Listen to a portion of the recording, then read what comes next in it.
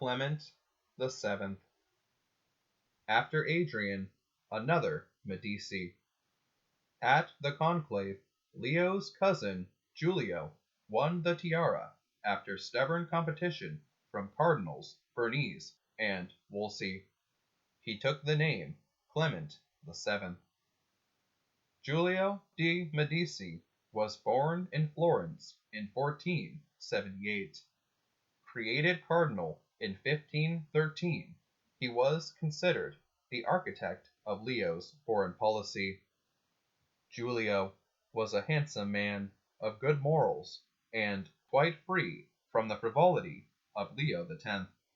But he was not very able, and was tormented with a dangerous inability to make up his mind.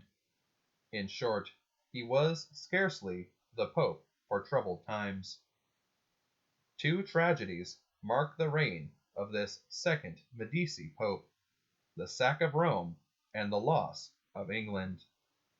After trying vainly to bring about peace between the Emperor and Francis I, Clement, unlucky and improvident, made an alliance with the French, even as they were on the march for Pavia and disaster. The Emperor, really angry, made himself disagreeable to the Pope. Clement, frightened more than ever, formed the League of Cognac against him. In return, the Imperialists egged on the Colonna to make trouble for the Pope. These ruffians burst into Rome, sacked the Vatican, and desecrated St. Peter's. A grim prelude to next year's frightful tragedy.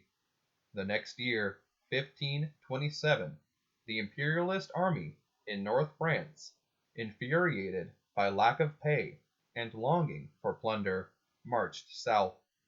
Florence, threatened, was saved by the Cognac League army. The mercenaries, however, had fixed their greedy eyes on a greater prey, rich Rome itself.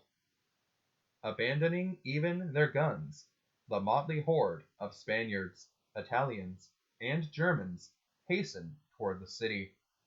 On May 5th, even without artillery, the wild throng broke through the feeble defenses of the papal capital.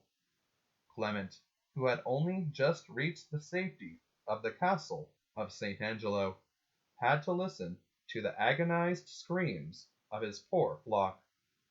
A nightmare followed, as pikemen butchered men, women, and children, plundered and desecrated to their heart's content. The glory of Renaissance Rome was extinguished in blood. Clement finally made peace with the emperor, indeed, even crowned him at Bologna in 1530. But a greater disaster than the sacking of Rome was in the making. Henry VIII of England had written against Luther, and even in politics was quite pro-papal.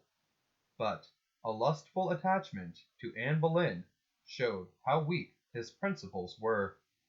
Eagerly he bombarded Clement with requests for an annulment of his marriage with Catherine of Aragon.